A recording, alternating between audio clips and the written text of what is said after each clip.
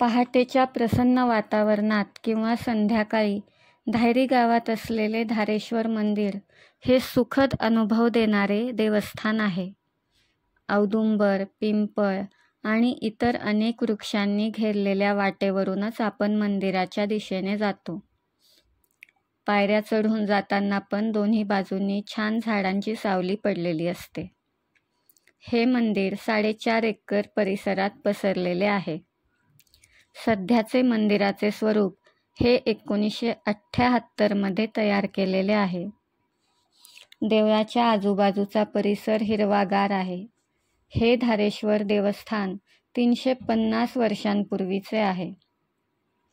धायरी गावातील रायकर घराण्यातील जैतुजी बाबा रायकर ह्यांच्या शिवभक्तीमुळे हे मंदिर निर्माण झालेले आहे. मुख्य पायऱ्या चढून वर आले की 2 भरभक्कम दीपमाळा आपले स्वागत करतात. त्या दीपमाळांच्या मधोमध असलेला नंदी आपण आल्याची चाहूल घेतो आणि महादेवास आपण दर्शनासाठी आल्याची वार्ता देतो. समोरच्या भल्या मोठ्या प्रांगणात महादेवाचे मंदिर आहे. सभामंडपही चांगला ऐसपैस आहे. मंदिर परिसरात अतिशय स्वच्छ वातावरण आहे.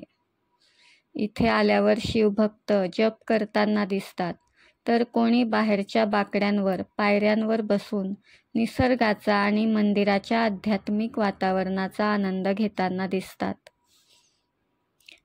गाभाऱ्यातील शिवलिंग पाहताना नकळत आपले हात जोडले जातात. तांब्याच्या पात्रातून अभिषेकाची धार शिवलिंगावर अखंड चालू असते. मंदिरात रोज सकाळी 6 वाजता पूजा आणि अभिषेकाला प्रारंभ होतो.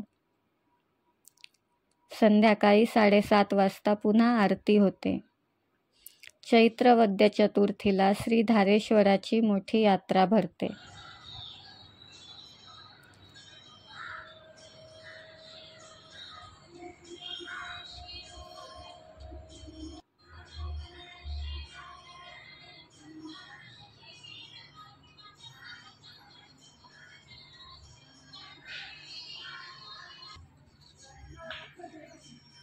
मुख्य धारेश्वर मंदिरामागे औदुंबराच्या छायेत दत्त मंदिर आहे.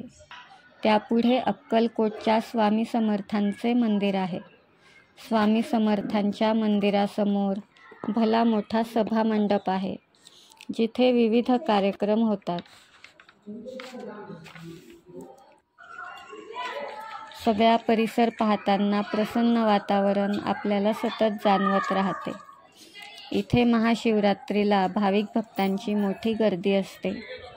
मंदिरातून बाहेर पडताना आपण एक सुखद अनुभव घेऊन प्रसन्न मनाने बाहेर पडतो.